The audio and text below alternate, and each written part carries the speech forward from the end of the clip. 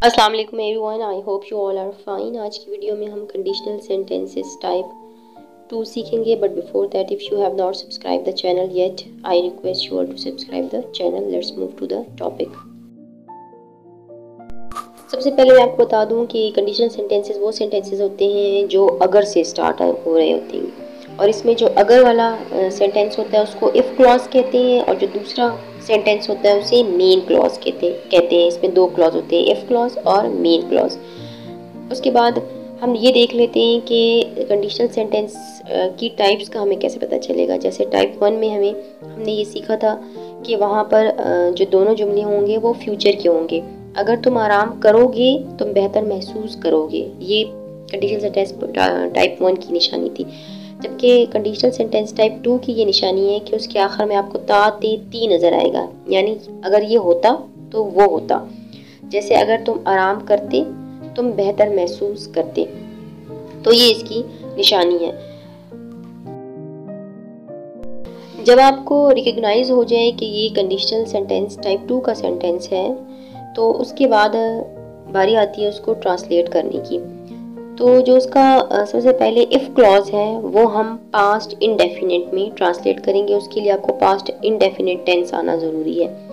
If clause को हम past indefinite में ट्रांसलेट करेंगे। और जो दूसरा मेन क्लॉज है उसको हम ट्रांसलेट करने के लिए सबसे पहले सब्जेक्ट के बाद हम वुड का यूज़ करेंगे। यहाँ हम कुड और माइट का यूज़ भी कर सकते हैं। उसके बाद वर्ब की फर्स्ट फॉर्म, और उसके बाद अगर कोई अदर वर्ड्स हैं तो फिर हम अदर वर्ड्स का यूज़ करेंगे।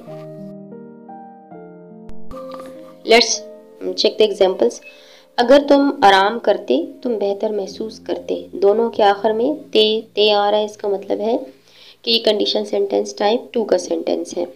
यहाँ पर हम अगर वाला जो सेंटेंस है यानी हमारा इफ़ क्लॉज, उसको ट्रांसलेट हम पास्ट इंडेफिनिट में करेंगे। इफ़ यू टुक रेस्ट, अगर तुम आराम करते, तुम बेहतर महसूस करते।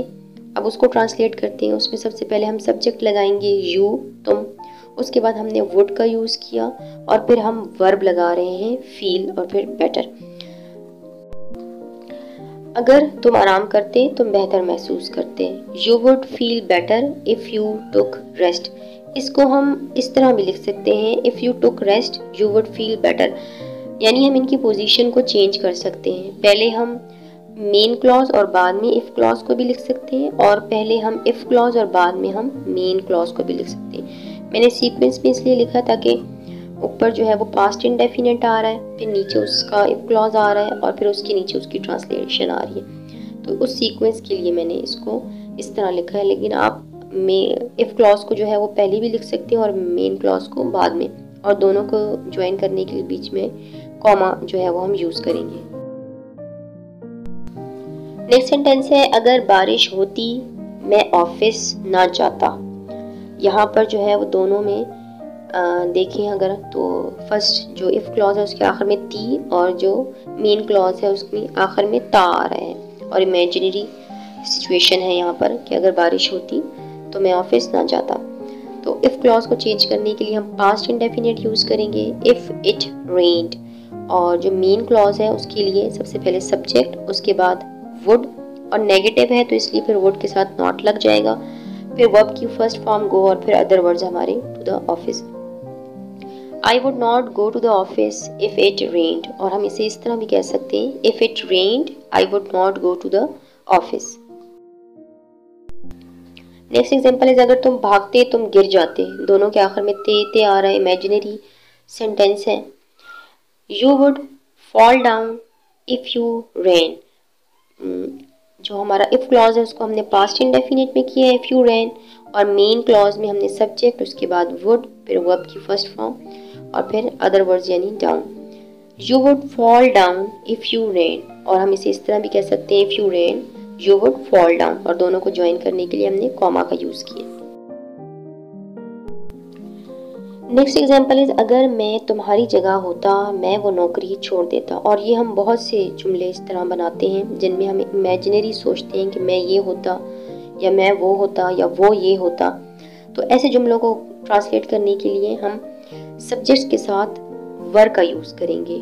सेकंड फॉर्म हमने यूज़ करनी होती है पास्ट इंडेफिनिट में, तो यहाँ हम तमाम सब्जेक्ट्स के साथ, चाहे वो ही है, शी है, आई है, यू है, हम वर का यूज़ करेंगे, वॉज का यूज़ नहीं करेंगे। अगर मैं तुम्हारी जगह होता, इफ़ आई वर यू या फिर if I were at your place, मैं वो नौकरी छोड़ देता। I would leave that job, I would leave that job if I were you, या फिर if I were you I would leave that job. Next है, अगर मैं परिंदा होता, मैं बहुत ऊंचा उड़ता। अगेन इमेजिनरी है, तो यहाँ पर हम इफ़ के बाद जो आए हैं उसके साथ हम वॉज नहीं लगाएंगे बल्कि were. If I were a bird I would fly so high, या फिर I would fly so high if I were a bird. अगर यहाँ ही होगा तब भी हम वर ही लगाएंगे, वॉज नहीं लगाएंगे। He would fly so high if he were a bird, यानी हम वहाँ पर वॉज नहीं लगाएंगे, ये इसका रूल है, अकॉर्डिंग टू रूल। नेक्स्ट है, अगर मेरे पास पैसे होते मैं तुम्हें उधार देता। मेरे पास पैसे होते, if I had money, have की सेकंड फॉर्म हमने यूज़ की है हैड यहाँ पर, क्योंकि हमने पास्ट इंडेफिनिट में इफ़ क्लॉज को ट्रांसलेट करना है। मेन क्लॉज में हमने आई सब्जेक्ट लगाया, उसके बाद वुड, उसके बाद वर्ब की फर्स्ट फॉर्म और फिर हमारा ऑब्जेक्ट आ गया। I would lend you if I had money, या फिर if I had money I would lend you. Next है, अगर मेरे पास बहुत पैसे होते मैं एक गाड़ी खरीदता। मेरे पास बहुत पैसे होते, if I had a lot of money मैं एक गाड़ी खरीदता, I would buy a car, या फिर if I had a lot of money I would buy a car. दोनों ही जो है वो हो सकते हैं। I hope you like the video and now you are able to translate conditional sentence type 2. For more videos, subscribe the channel and do hit the like button. Thanks for watching.